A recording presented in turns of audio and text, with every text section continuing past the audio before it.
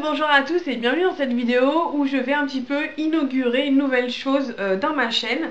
J'en avais plus ou moins parlé un petit peu sur mon blog et je crois vite fait aussi dans la présentation de ma chaîne en fait. Il s'agit de mon point visionnage de séries télé du mois de septembre 2014. Alors je vous conseille d'aller jeter un œil au post sur mon blog qui sera associé à cette vidéo, donc vous trouverez évidemment le lien dans la barre d'infos. Et voilà, je ne sais pas encore un petit peu combien de temps va durer cette vidéo, je vais essayer de la faire la plus courte possible. Mais en gros, voilà, je vais vous parler des séries que j'ai d'une part terminées ce mois-ci et d'autre part les séries qui sont toujours en cours. Donc on va commencer avec les séries terminées. Cette fois-ci, j'en ai 5 que j'ai terminées donc au mois de septembre et je vais commencer avec Desperate Housewives. Alors vous allez me dire, mais c'est vieux Desperate Housewives, mais t'as jamais vu la série quoi. En fait, voilà, j'ai vu déjà toutes les 8 saisons, je les ai suivies au fur et à mesure où elles sont sorties, surtout les premières, et je m'étais gardé la saison 8, vraiment, je me la suis gardée au chaud pendant pratiquement 2 ans, et je l'ai regardée, je crois que c'était au mois de juillet-août, et je l'ai adorée, j'ai vraiment... Malgré toutes comment dire, les critiques négatives que j'avais eues, les ressentiments que j'avais pu voir, moi franchement j'avoue que j'ai beaucoup aimé la saison 8. Bon après c'est du Desperate Housewives, hein, c'est des, comment dire, des ficelles qu'on connaît bien. Mais je sais pas, en tout cas pour moi ça marche toujours. Et après avoir fini la saison 8, et surtout je ne sais pas si vous l'avez vu, mais le dernier plan, vraiment la fin de la saison, du dernier épisode de la saison 8, ou, alors j'espère que je vais pas faire de spoiler, je vais peut-être mettre des petits spoilers. La fin de la saison 8, en fait, donc je crois que c'est Suzanne qui part de Wisteria Lane et elle traverse donc la rue et elle voit habillés en blanc tous les gens qui sont morts pendant toutes les saisons quoi. Et je me suis dit mais il y en a tant que ça, c'est pas possible quoi. Et du coup je me suis dit il faut vraiment que je me les remate, c'est pas possible. Du coup c'est ce que j'ai fait et j'ai regardé la saison 1, donc pendant ce mois-ci j'ai tout regardé et c'était vraiment un bonheur de se replonger dedans. C'est assez drôle de les revoir du coup avec 8 ans de moins, de voir que par exemple Terry Hatcher a été un petit peu trop botoxé surtout à la fin de la saison 8 et que là on la revoit un petit peu plus avec un peu plus de chair, un peu plus de naturel. Et voilà, j'ai vraiment apprécié cette replongée dans Wisteria Lane. Ensuite, une autre série que j'ai terminée, il s'agit d'un dessin animé, c'est Shingeki no Kyojin, si je ne dis pas de bêtises, c'est l'attaque des titans. La première saison donc enfin il n'y a que la première saison en fait qui est sortie et j'ai tout regardé ainsi que les 3 OAV qui sont attachés à cette série. Alors il faut dire que l'attaque des titans, j'en ai entendu parler l'année dernière quand j'étais à la Japan Expo. Il y avait des stands énormes avec des titans partout et tout ça. Et je me suis dit mais qu'est-ce que c'est que ce truc. Il y avait tout le monde dans la Japan Expo qui était habillé en soldat et j'en voyais énormément, vraiment énormément. Et en plus de ça, je voyais mon flux Tumblr qui était pas pollué on va dire mais un petit peu par des gifs animés au fur et à mesure que les épisodes sortaient. Je me suis dit mais qu'est-ce que c'est que ce truc. L'animation avait l'air vraiment fantastique et voilà, je m'y suis pas mise tout de suite parce que j'avais vraiment peur que ce soit anxiogène comme sujet, parce que bon mine de rien c'est quand même anxiogène, donc je le rappelle un petit peu pour ceux qui connaissent pas. En gros c'est dans un univers qui est un petit peu, on sait pas trop s'il y a une apocalypse ou quelque chose comme ça, mais en tout cas c'est très médiévalo, steampunko, avec une ambiance germanique en fait, et la population humaine a été complètement décimée par ces titans, donc qui sont en fait des espèces d'humanoïdes qui font entre 3, 5, 15 mètres de haut, et qui en fait, je dis beaucoup en fait, et qui ne font que manger de l'humain et pour le plaisir. Ils ne les mangent pas parce qu'ils ont faim ou manger, c'est juste voilà, ils voient de l'humain, ils les mangent quoi. Donc c'était voilà, le point de départ est assez lourd et j'avais vraiment peur de l'effet que ça pouvait avoir sur moi, parce que bon, il m'est arrivé quand même de voir pas mal de séries et un petit peu lourdes et de faire des cauchemars tout simplement pendant la nuit, mais bon. Voilà, en tout cas j'ai commencé à regarder Shingeki no Kyojin donc chez ma soeur qui habite à Montréal et qui a la chance d'avoir Netflix. c'est génial. Et donc du coup j'ai commencé à regarder, pour tout vous dire, on a regardé les 13 épisodes en même pas 2 jours quoi. Les 13 premiers épisodes on les a enchaînés mais à fond, et donc quand je suis revenue ici chez moi, j'ai regardé la suite. Et je dois dire que ça fait longtemps que je n'avais pas été aussi emballée par un manga, enfin par l'animé du moins. J'ai un petit peu lâché ça, j'étais très fan d'animé, de manga dans ma jeunesse, dans mon adolescence et puis à la fac, etc. Et j'avoue que voilà, je commençais à être un petit peu fatiguée des mangas qui sortent en ce moment. Et je dois dire que franchement, ce manga-là, cet animé-là, est tout simplement waouh quoi. L'animation est laisse tomber, le design est laisse tomber. Même le message qui sont derrière, les rebondissements, les trucs, vous ne pouvez pas arrêter un épisode, vous voyez la fin, il faut que vous voyez la suite quoi, tout simplement. Et franchement c'est une excellente surprise et une excellente série que je conseille à tout le monde. Je crois qu'elle passe sur France 4 en ce moment. N'hésitez pas à aller jeter un coup d'œil à ce manga, ça vaut largement le coup.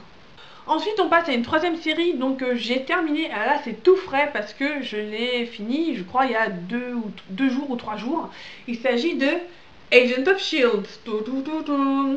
Alors Agent of Shield, faut savoir que c'est donc une série qui est dans l'univers Marvel et dans l'univers des films Marvel, c'est-à-dire que voilà, vous avez comment dire, des choses qui se passent par exemple dans les films comme Thor 2, comme Captain America, etc., qui sont liées avec justement ce qui se passe dans Agent of Shield. Donc en fait Agent of Shield c'est simple, c'est une équipe qui travaille au Shield, donc c'est pour vous remettre un petit peu Nick Fury, tout ça, l'espionnage, machin, bon, qui protège en gros la Terre et les États-Unis de tout ce qui est un petit peu dangereux qui serait venu de l'espace et de tout ce qui n'est pas terrien, on va dire, et un petit peu surnaturel. En gros ça part là-dessus. Le truc c'est que voilà, Agent of Shield, on l'attendait avec impatience quand cette série est sortie. On était dans la mouvance de Avengers, etc. Donc on est complètement dedans. Avengers, Iron Man, Thor, tout ça, on est complètement dedans. Et en fait, j'avoue que j'ai vu le premier épisode, j'ai bien aimé, mais pas au point de vraiment continuer la série tout de suite. Voilà, j'ai regardé un épisode et j'ai arrêté. Bon, il y avait plein d'autres trucs à regarder, plein d'autres séries à regarder, donc du coup, celle-là, j'ai mis un peu de côté. Et en fait, il se trouve que ma soeur étant venue passer une petite semaine chez moi, on l'a regardé ensemble, on a tout recommencé à zéro, et voilà, et en une semaine, on s'est tout fait, quoi. On a commencé, en fait, j'ai commencé avec elle et j'ai fini toute seule à m'enchaîner 3 ou 4 épisodes par jour, donc du coup, ça allait assez vite. Et je dois dire que c'est vrai que le début de la première saison, la première partie, est un petit peu... elle a du mal à se mettre en place, surtout que voilà, si on attend beaucoup de liens justement avec les films Marvel, peut-être qu'on en attend un petit peu pour notre argent, parce qu'il y en a, mais c'est assez subtil, ça arrive pas tout le temps. Et au lieu d'être centré autour de l'agent Coulson, qui est justement l'instigateur de cette équipe-là, on tourne autour d'un personnage donc qu'on ne connaissait pas avant, qui s'appelle Sky, et bon, on sent que y a un truc autour d'elle, mais on aurait aimé que ça tourne un petit peu plus autour de Coulson, quoi. Bref, en tout cas, vraiment la série vaut largement le coup à partir de justement de la moitié de la saison, quand il y a un énorme retournement dont je ne vais pas vous parler, mais bref, voilà, il se passe des trucs qui sont justement liés avec notamment Captain America, le soldat de l'hiver, de Winter Soldier, et voilà. C'était génial. Franchement, la deuxième saison était terrible. En plus, il y a donc des guest stars, dont je vais peut-être pas non plus dévoiler un petit peu la présence, mais voilà, il y a des guest stars de l'univers Marvel, des films Marvel, et voilà, j'ai regardé le premier épisode de la deuxième saison, qui, pour moi en tout cas, démarre vraiment sur les chapeaux de roue, et j'ai vraiment hâte de voir la suite. Il faut juste essayer de dépasser la première partie de la saison 1. Ensuite on finit avec donc 2 séries que je suis en train de terminer. Elles sont terminées et il me reste un épisode qui je pense sera vu comment dire, avant que je poste cette vidéo. Il s'agit d'une part de Game of Thrones, dont je termine à peine la saison 3. Alors Game of Thrones, j'ai un petit peu une relation de love-hate avec cette série, parce que c'est vraiment... d'une part c'est une série qui est très intelligente, qui est très bien filmée, qui est très bien produite, qui en met plein la vue au niveau voilà, des décors, des effets spéciaux, des personnages, de tout, voilà.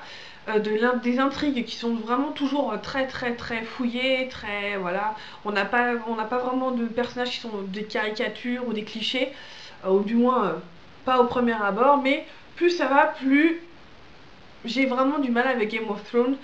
J'avoue que je me suis fait spoiler de tous les côtés, donc je savais qui allait mourir, comment, quand, machin, etc.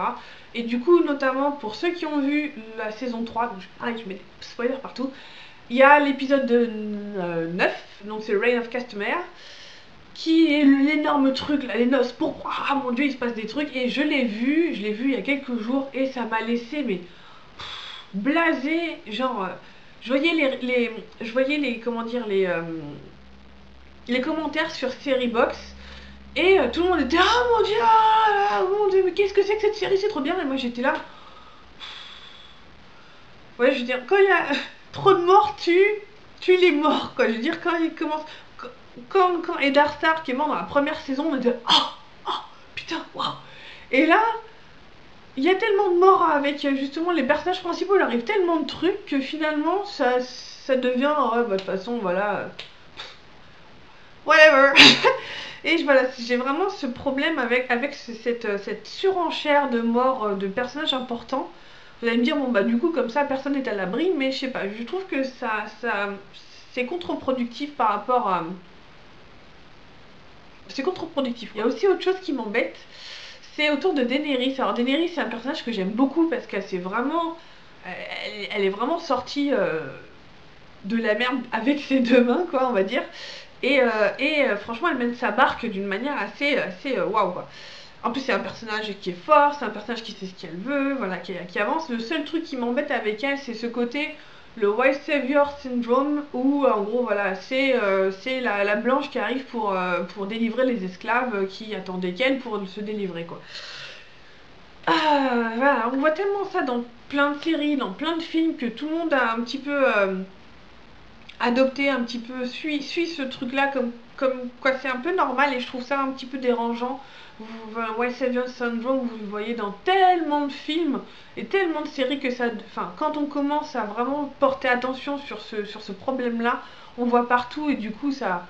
Voilà quoi. En tout cas, voilà, Game of Thrones, je pense que je vais continuer à regarder plus par curiosité pour voir un petit peu ce qui se passe, plus que vraiment par engouement et par, j'allais dire, par plaisir de le regarder. Je dis pas que vraiment je le fais avec le couteau sous la gorge, mais voilà. C'est voilà, c'est un peu problématique mon rapport à Game of Thrones, quoi. Et enfin, pour terminer donc avec les séries que je termine au mois de septembre, il se trouve que j'ai encore un épisode à regarder, donc je l'aurai regardé à l'heure où je tourne cette vidéo, je l'aurai regardé à midi. Il s'agit de Outlander. Ouh, Outlander. Outlander, voilà, il y a tous les ingrédients pour que j'aime cette série. Il y a l'Écosse, il y a les Highlands, il y a les Glen, il y a les il y a des Écossais, il y a des kilts, il y a de la musique qui a tombé par terre. En plus voilà, c'est la musique de Bear McCreary qui a fait la musique de Battlestar Galactica, et c'est créé par justement le créateur de Battlestar Galactica. Donc, bah, je peux vous dire que c'est de la bonne cam, quoi. Les acteurs sont vraiment excellents, on est complètement plongé dans les Highlands du 18e siècle, et qu'est-ce que ça fait du bien. Et en plus, enfin, en étant déjà allé justement personnellement en Écosse, dans la Highland, dans avoir fait des trips comme ça, enfin, justement à Glencoe, à Glenfinnan, à l'île de Skye, etc. Je peux vous dire que ça ressemble à ça, quoi. On est vraiment, c'est un lieu plein de magie, plein de personnalité, c'est juste magnifique. Et je dois dire qu'ils ont quand même bien, je trouve, réussi à redonner cet aspect un peu mystique de la terre d'Écosse, quoi. Et en plus, en connaissant un petit peu de folklore et de musique, j'ai été vraiment super contente, notamment d'une part comment dire, le générique, qui est une version avec d'autres paroles d'une chanson traditionnelle écossaise, et en plus d'avoir entendu dans un des épisodes, je sais plus lequel c'était, d'avoir entendu des chansons que je connais, comme Loch Lomond, je sais pas si éventuellement vous connaissez cette chanson là, mais voilà, ce sont des chansons traditionnelles écossaises, et cette série là, franchement, en ce moment, j'adore. Ensuite, on continue avec les séries en cours. Donc les séries en cours, je compte 4 que je suis toujours en train de regarder. Donc là, il s'agit de Sailor Moon Crystal. Je vais vous mettre voilà, Sailor Moon Crystal, qui est en fait le reboot de Sailor Moon, de la série Sailor Moon. Alors, Sailor Moon, il faut savoir que pour moi ça a été une grande histoire d'amour, ça a été mon premier manga que j'ai acheté avec mes sous quand j'étais au collège à l'époque, on veut dire que ça remonte à loin. C'est aussi une série, le dessin animé que j'enregistrais. J'enregistrais tous les dessins, enfin tous les épisodes sur mes VHS. C'est pour vous dire aussi que ça remonte à loin. Et voilà, j'ai vraiment apprécié cette série-là. J'ai un souvenir vraiment très cher à mon cœur de l'ancienne série, donc en français. Hein. J'avoue que je suis très attachée à la série en français, avec les voix en français, avec même les prénoms. Et donc là, vous avez le reboot qui est sorti là à partir du mois de juillet, pardon. Donc il y a à peu près un épisode toutes les 2 semaines qui sort, que vous pouvez voir, je crois, sur Nico Nico. Et alors ça suit beaucoup plus, c'est beaucoup plus proche du manga que de l'ancien animé, mais voilà, j'avoue que je suis un petit peu aussi mitigée par rapport à ce reboot en fait, parce que en même temps, oui, c'est plus proche du manga, mais il y a tellement de soucis, il y a tellement de problèmes au niveau de l'animation, au niveau des dessins qui sont vraiment très approximatifs sur certains épisodes, à croire qu'ils les ont bâclés parce qu'il fallait absolument qu'ils les sortent. Et c'est même à tel point, si vous voulez, qu'ils ont même annoncé que certains épisodes allaient être réanimés carrément pour la sortie du DVD et du Blu-ray. C'est-à-dire qu'ils ont quand même conscience qu'ils ont sorti de la merde, quoi. Et voilà, il y a ça qui est un peu gênant. Il y a aussi le fait que je suis très attachée aux voix françaises. Et du coup, là, avoir les voix originales, ça me perturbe un petit peu. Euh, mais voilà, sinon c'est toujours un plaisir de retrouver Sailor Moon, de retrouver les transformations. Je suis une grosse fan des transformations de Sailor Moon. Les transformations et les attaques.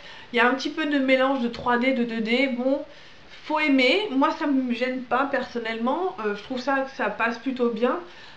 Maintenant, bon, bah voilà. L'ancienne série avait son charme, celle-là aussi. J'attends de voir un petit peu comment ils vont aussi mener leur barque pour la suite, quoi. Ensuite, on a Two Broke Girls, la saison 3. On est en plein dedans avec mon copain. Je crois qu'on doit terminer d'ici peut-être 7 ou 8 épisodes. Et je dois dire que Two Broke Girls, j'aime beaucoup comment ils avancent au fur et à mesure des saisons, qu'ils restent pas. J'avais peur qu'ils restent tout le temps coincés au niveau, voilà, avec Max et Caroline et Caroline qui sont bloqués dans le diner, qui font des cupcakes à côté, ça marche pas, on met un peu d'humour, machin, et puis qu'au fur et à mesure, en fait, on tourne en rond pendant 3 saisons.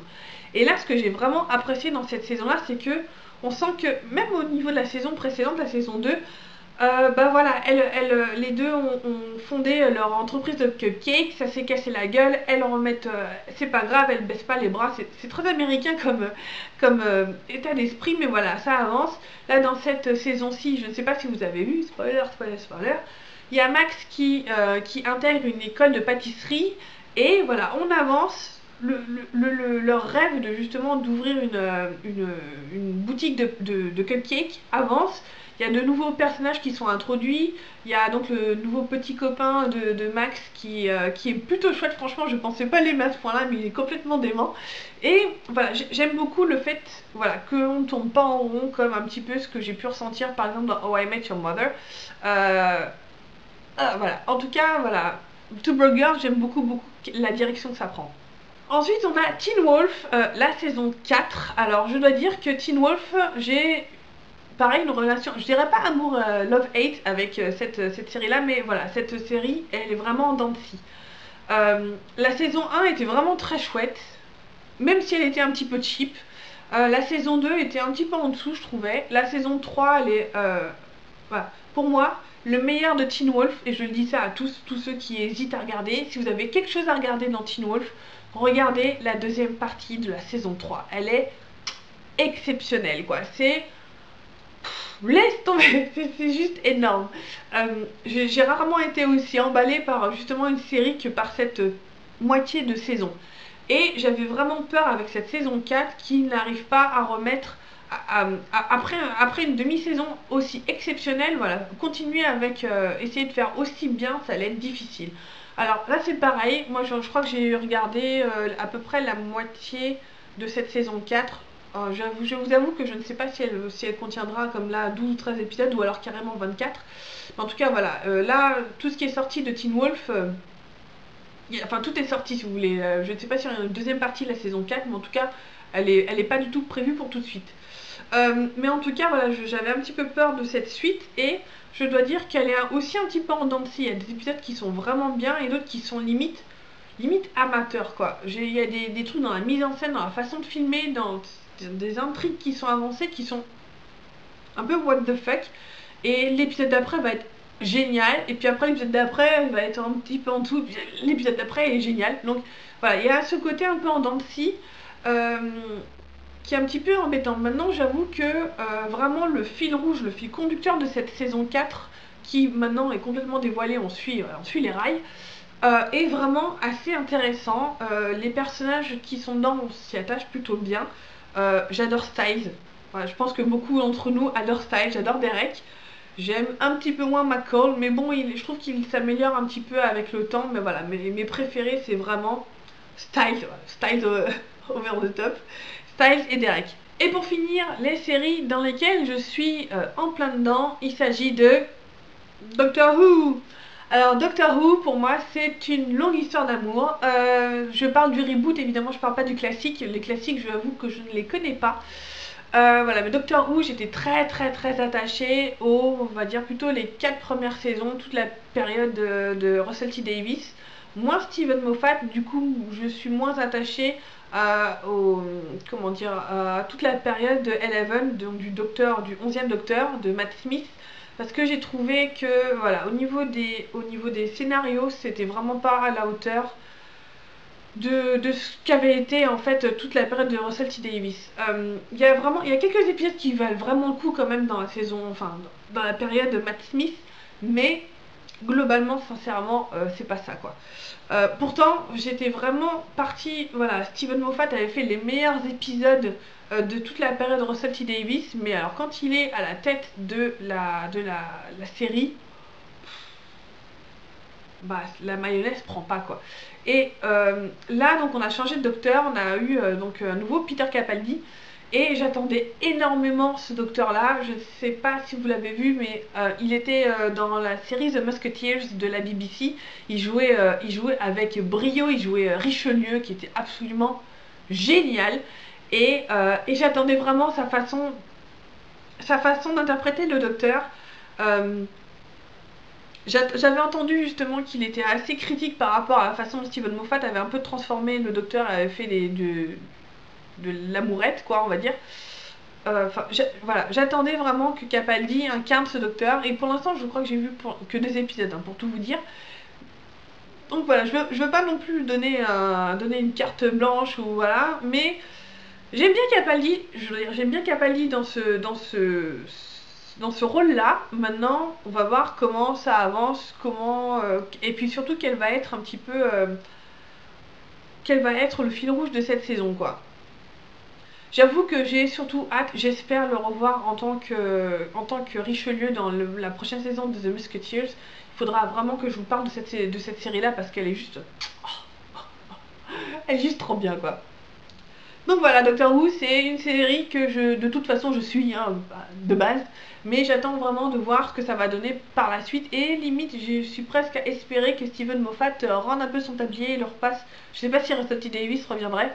Mais je pense qu'il serait temps que Steven Moffat voilà, passe le relais quoi. Bon bah voilà, c'est la fin de cette vidéo sur les séries. J'espère que vous avez apprécié. Si vous avez vu certaines de ces séries-là, n'hésitez pas à me dire ce que vous en avez pensé, si vous êtes d'accord avec moi ou non. En tout cas, voilà, je suis une grande fan de séries comme vous avez pu le voir et j'espère qu'on pourra en discuter que ce soit sur mon blog ou sur YouTube. Et je vous donne rendez-vous le mois prochain pour faire mon point visionnage du mois d'octobre 2014. En attendant, je vous fais des bisous et je vous souhaite d'excellentes séries télé et d'excellentes semaines. Allez, ciao!